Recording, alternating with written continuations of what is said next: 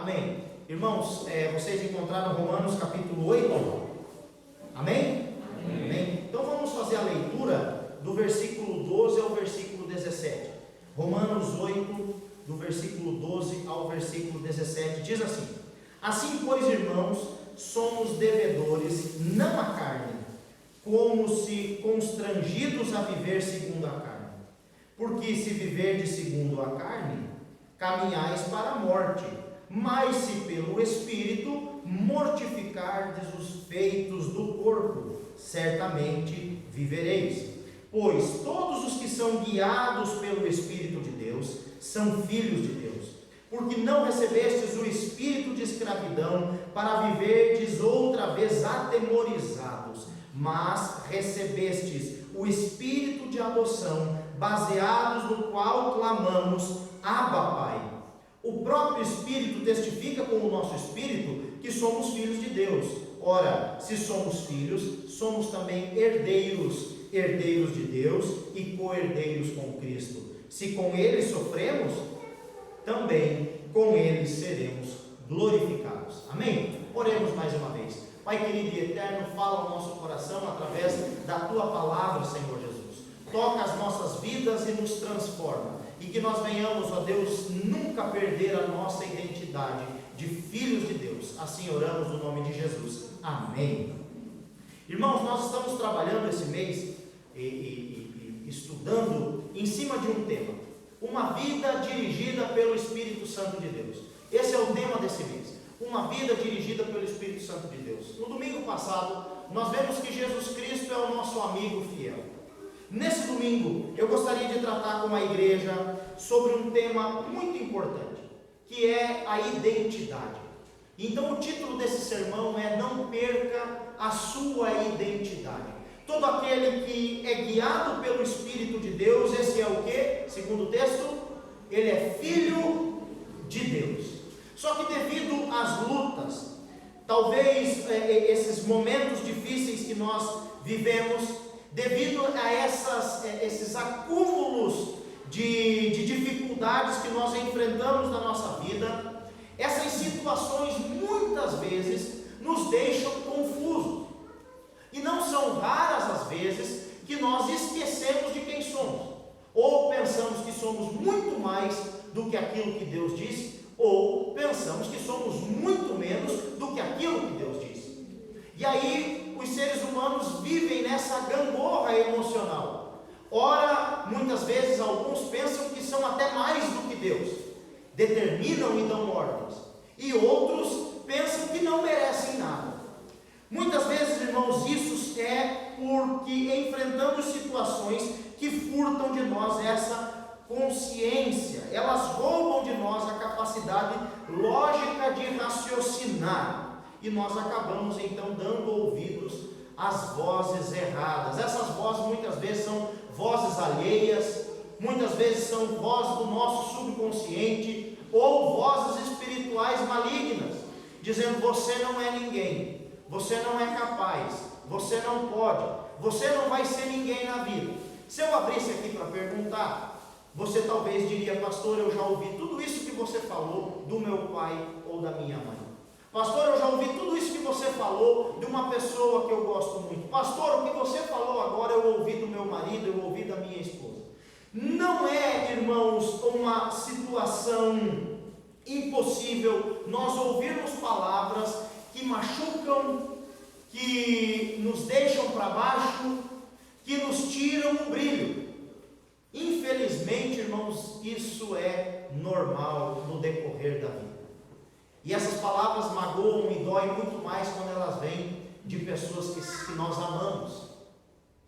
Às vezes nós não queremos ser, mas acabamos nós mesmos sendo essa pessoa que fala essa palavra e que desmotiva alguém. E nós nos esquecemos. Diante dessas dificuldades, nós acabamos nos esquecendo de quem verdadeiramente nós somos. Eu quero lembrar você de um personagem bíblico, de uma historinha fictícia, que Jesus contou uma parábola. Se você abrir a sua Bíblia em Lucas capítulo 15, do versículo 11 ao versículo 32, vai estar ali Jesus narrando uma parábola, criando uma historinha. E nessa historinha aparecem alguns personagens. um pai e 2 filhos. Um desses filhos, o mais moço, chega para o seu pai e diz assim: pai, eu não quero mais viver aqui. Pai, eu cansei, eu vou embora. Só que para eu ir embora, eu preciso da minha parte da herança. É muito interessante que o texto diz lá em Lucas, de que aquele pai reparte para ambos a herança. O filho mais velho fica com o pai, mas o mais moço, passado poucos dias, arruma suas coisas e vai embora. Supomos que esse menino vendeu tudo que tinha ou recebeu a sua herança em dinheiro, porque ele não ia sair com um pedaço de terra carregando. Ele sai com o bolso cheio da grana, e a Bíblia conta nessa parábola que durante um certo tempo ele viveu muito bem, só que desperdiçou seu dinheiro completamente. E quando acabou o dinheiro, tragicamente veio uma situação incontrolável. E é isso que eu quero que você note. As tempestades das nossas vidas, elas são imprevisíveis, elas são incontroláveis e elas são inadministráveis. Nós não prevemos o momento ruim, nós não prevemos a hora e o dia que a notícia ruim vai chegar. Ela chega de surpresa, e quando nós percebemos, nós estamos no meio dessa tempestade, no olho do furacão. E assim foi com esse jovem. Quando ele caiu em si, aquele menino que tinha tudo na casa do pai e que saiu cheio da grana viver a sua vida, que estava rodeado de amigos e festas e mais festas, ele se viu trabalhando para um homem, um fazendeiro, dono de porcos. Aquele menino passava tanta fome que a Bíblia diz, Jesus fala, que ele tinha vontade de comer as alfarrobas, a lavagem, a comida que os porcos comiam, porque ninguém alimentava aquele moço. É muito interessante que no versículo 17, esse moço que por livre e espontânea vontade saiu da casa do pai, carregado de bens, ele cai em si. E ele, num ato de lucidez, ele diz: o que é que eu estou fazendo aqui? Ele estava prostrado, porque a frase que ele usa é levantar-me-ei. Esse menino tinha sido afligido pela vida, a vida tinha batido tão dura nele que ele estava prostrado. E ele diz: eu vou me levantar, porque o meu lugar não é aqui. Levantar-me-ei e vou voltar para a casa do meu pai. Porque lá na casa do meu pai, os funcionários dele têm abundância de pão, e eu aqui passando fome. Ele decora o discurso e volta para a casa do pai. Você conhece a história. Você sabe que o pai, ao vê-lo de longe, sai ao seu encontro. E ele, antes que o pai falasse alguma coisa, ele já larga o discurso decorado, dizendo: pai, eu pequei contra o céu, eu pequei contra ti, eu já não sou mais digno de ser chamado seu filho.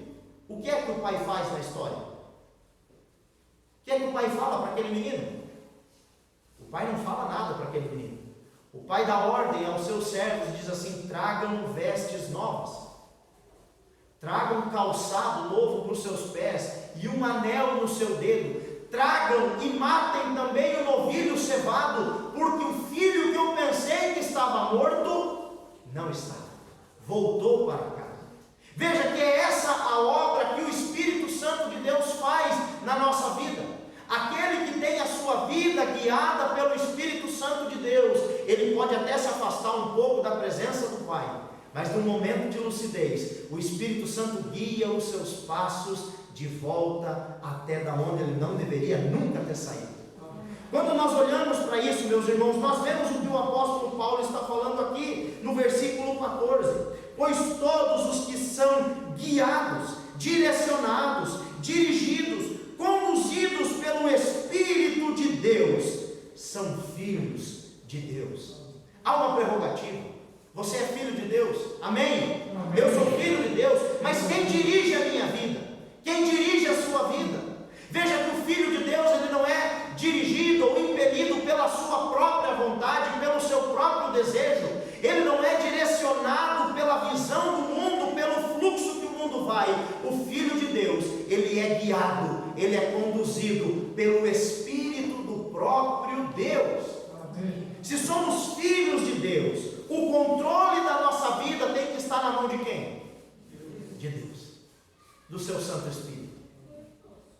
Nós vemos Deus atuando, Deus Criador, sustentador, o Deus provedor soberano. Nós vemos Jesus Cristo entrando na história como Deus Salvador, aquele que redimiu a nossa alma do pecado. Mas agora nós não temos a ação do Espírito Santo, o Deus Consolador, aquele que nos faz lembrar da obra de Jesus Cristo. É o que ele diz em João capítulo 16. Aquele que nos convence do pecado, da justiça e do juízo. O Espírito Santo, o Deus Espírito Santo, aquele que conduz e direciona a nossa vida. Aquele menino em um momento de lucidez disse: o meu lugar não é aqui. Aonde é que você está? E talvez a resposta é óbvia: eu estou aqui.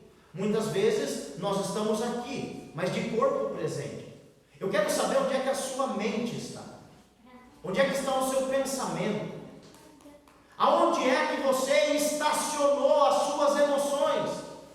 Aonde é que você deixou a sua alma? Porque muitas vezes nós estamos com o corpo no presente, mas com a alma no passado. Lembra dos discípulos a caminho de Emaús? Jesus estava caminhando, Jesus ressurreto, andando lado a lado com eles, e eles não conseguiam ver Jesus, porque Jesus estava invisível? Não, porque a mente deles ainda estava presa na sexta-feira, mas já era domingo, e Jesus Cristo tinha ressuscitado. A mente deles estava presa a uma imagem que os chocou, daquele que se dizia o Filho de Deus, desfigurado, pregado, preso em uma cruz, suspirando, entregando a Deus o seu Espírito. E eles, por estarem com a alma cronologicamente atrasada, não conseguiram notar que Jesus Cristo estava lado a lado com eles durante todo o caminho. Quem sabe você chegou aqui nessa noite com esse pensamento: eu estou sozinho. Na verdade, meu querido irmão, os seus sentimentos estão atrasados, porque Jesus Cristo nunca te deixou sequer um minuto sozinho. O Deus Emanuel está sempre conosco. Essa crise não é capaz de roubar a sua identidade. Esse sofrimento que você está passando não é capaz de roubar a sua identidade. E qual é a sua identidade? Filho de Deus. Quem nós somos? Filhos de Deus. Por que é que essa crise, essa dificuldade não é capaz de roubar a sua identidade? Porque nós fomos selados com o Espírito Santo da promessa. Veja aí, abra comigo a sua Bíblia, por favor, em Efésios, capítulo 1, versículo 13. Efésios 1, 13. Nele também vocês, depois que ouviram a palavra da verdade, o evangelho da salvação, tendo nele também crido, receberam o selo do Espírito Santo da promessa. Você foi marcado por Deus. Deus, quando olha do céu, ele vê a marca do Espírito Santo sobre você. Você sabia que essa é a garantia de que ele virá para nos buscar? Existe um programa de compra, venda e penhora na televisão. E muitas vezes, quando você quer um dinheiro e não quer se desfazer do seu bem, você chega até nesse lugar. Aqui no Brasil isso não é muito comum, mas você penhora um bem e pega o dinheiro emprestado. Sim ou não? Qual é a garantia de que você vai pagar aquele dinheiro? O bem que você deixou empenhorado. E nós vamos ver nas Escrituras que o Espírito Santo foi dado para nós, ou por nós, como penhor. Deus voltará para nos buscar, porque fomos selados com o Espírito Santo da promessa. Essa dificuldade não é capaz de roubar a sua identidade, porque você foi separado por Deus e selado por Deus com o próprio Espírito de Deus. Veja outro texto: pôs o seu selo em nós e nos deu o penhor do Espírito em nossos corações. 2 Coríntios capítulo 1, versículos 22. Então, qual é o primeiro porém, o primeiro porquê nós não perdemos a nossa identidade?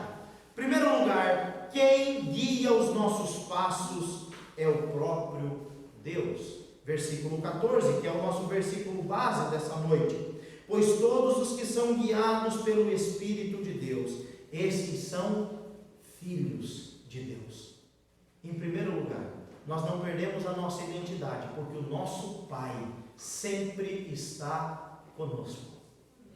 Irmãos, eu tenho 2 filhos. Quem tem filho aí sabe disso. Quem ensinou os meus filhos a andar fui eu. Eu e a mãe deles. Nós ensinamos. Os primeiros passos que eles deram foi em direção a quem? A nós. A nós. Essa palavra guiados pelo Espírito Santo de Deus é a mesma coisa que um pai que pega um bebezinho que não sabe caminhar, segura pelas 2 mãozinhas e vai caminhando com ele. Nós não perdemos a nossa identidade no meio da dificuldade, porque Deus não solta a nossa mão em momento algum. Porque Deus não nos abandona em momento algum. Ele guia os nossos passos. Em segundo lugar, quem pagou a nossa dívida e nos deu carta de alforria foi o próprio Senhor Jesus Cristo. Veja aí o versículo 15. Porque não recebestes o espírito de escravidão para viverdes outra vez atemorizados. Sabe por que, meus irmãos, os meus filhos, eles confiam em mim? Porque eles não têm medo, porque eles confiam no Pai que tem. Irmãos, eu sei que até brincadeira não, porque é uma coisa assim que foge ao nosso controle, mas foi muito interessante que estava naquele momento mais crítico da pandemia, aquele momento em que estava todo mundo com medo, e o Heitor chegou para mim e falou: pai, se o coronavírus vir aqui, você não deixa ele entrar aqui em casa, né? Eu falei: não, filho, pai, não deixa não, pode fique tranquilo. Ele imaginava um bicho. Fica tranquilo, ele pode passar até no portão, mas do portão para dentro o pai não deixa ele entrar. O filho não perde a identidade porque ele confia no Pai que tem. Quem pagou a nossa vida, a nossa dívida e nos deu essa carta de libertação foi o próprio Jesus Cristo. E qual é o motivo dele ter nos libertado? Porque agora nós não precisamos mais viver atemorizados por causa das dificuldades.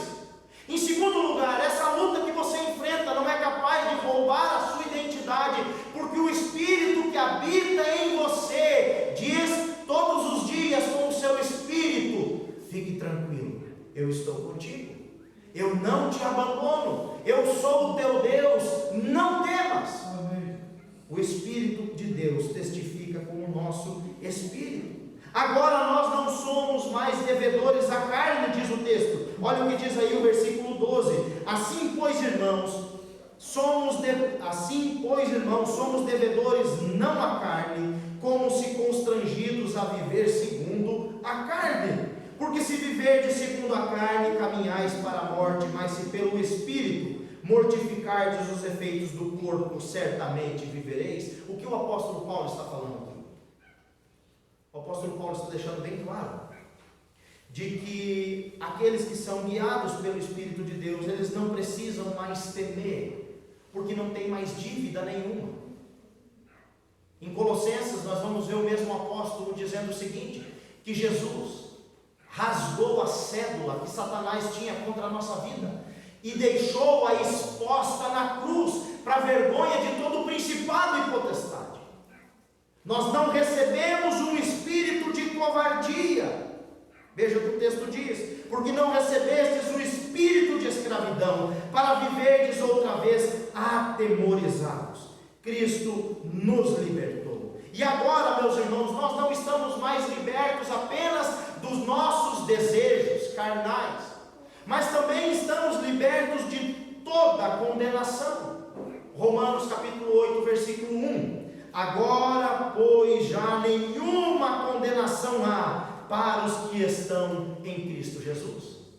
Em terceiro lugar, Essa dificuldade não é capaz de roubar a sua identidade, porque nós recebemos o direito de ter intimidade com o Pai. Eu costumo dizer que Deus é Pai, não é padrasto.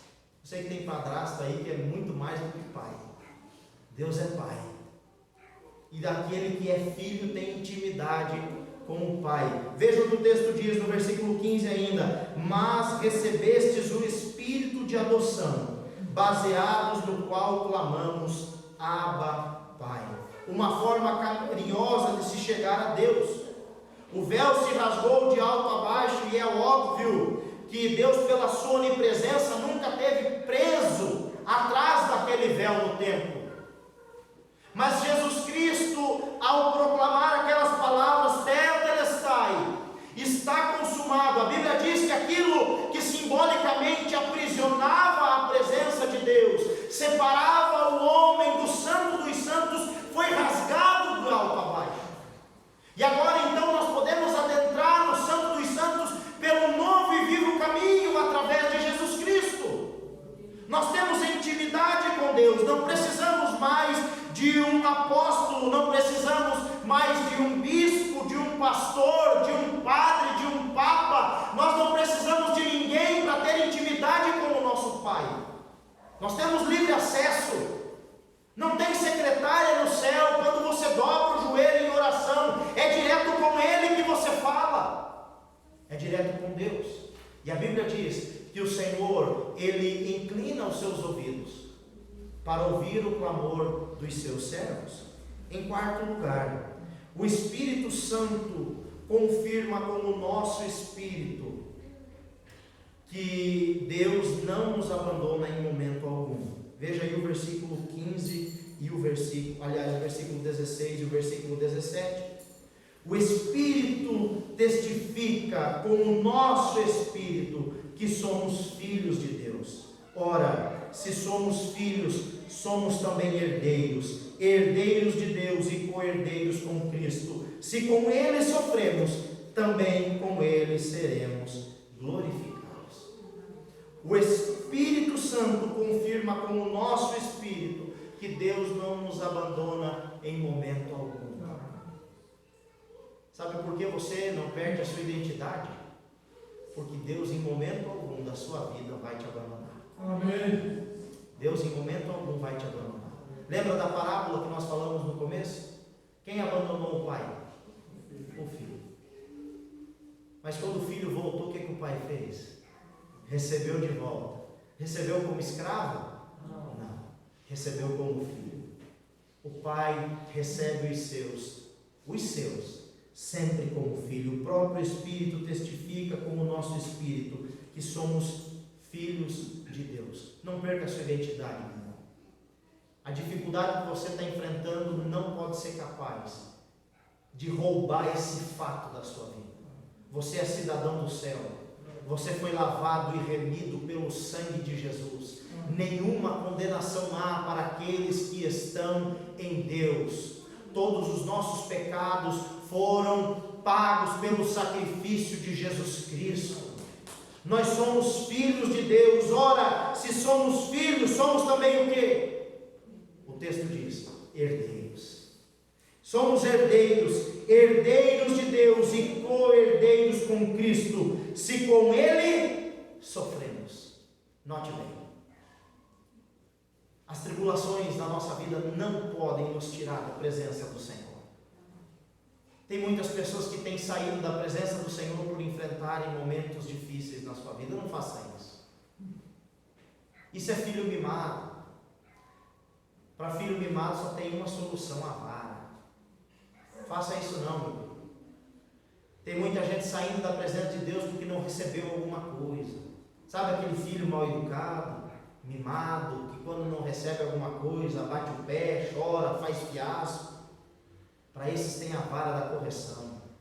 Para a parábola, a vara foi perder tudo que tinha. A vara foi ser humilhado. A correção daquele jovem foi desejar comer aquilo que os porcos comiam. Um jovem que andava com sandália no pé, roupa bonita, anel de filho no dedo, estava prostrado dentro de um chiqueiro, estava prostrado em um ambiente onde tinha porcos, fezes e lama. Aquele jovem colheu o que plantou porque se afastou da presença do seu pai, deixou ser guiado pelo seu ímpeto, deixou ser guiado pelo seu orgulho, deixou ser guiado pelos seus sonhos, pela vontade de viver sozinho. Mas graças a Deus que o nosso Deus é o quê? Misericordioso. E nessa noite você veio aqui para o Espírito Santo clarear a sua mente e para você ver que essa situação que você está vivendo não é a última da sua vida. Levantar-me-ei e irei ter como meu pai e direi: Pai, eu pequei contra o céu e contra ti, já não sou digno de ser chamado seu filho. Me trata como um dos teus escravos. Mas quando o filho chegou em casa, foi recebido como filho. Deus é o nosso Pai e Ele guia os nossos passos. Ora, se somos filhos, somos também herdeiros, herdeiros de Deus e co-herdeiros com Cristo. Se com Ele sofremos, também com Ele seremos glorificados. A palavra do Senhor para nós nessa noite é essa. Não desista. Não pare de lutar, meu querido irmão. Deus está contigo nessa situação. Deus está contigo nessa caminhada. Você pode pensar que está sozinho, mas em momento algum o Pai soberano deixou a sua mão solta. Em momento algum os teus passos pisaram em falso, porque Ele está contigo, guiando o teu espírito. Amém? Vamos nos colocar de pé e orar, encerrando então esse momento com uma oração. Pai querido e eterno, nós te agradecemos, nós te louvamos, nós bendizemos o teu nome. Obrigado, Jesus, pela tua palavra, obrigado, Jesus, pela tua manifestação, ó Deus. Que o teu Espírito traga-nos, ó Deus, mais e mais para perto do Senhor, ó Deus. Aqueles que estão, ó Pai, afastados de ti, ó Deus, que sejam atraídos, como diz a tua palavra, por cordas de amor. Em nome de Jesus é que oramos. Amém e amém. Que Deus abençoe a sua vida poderosamente.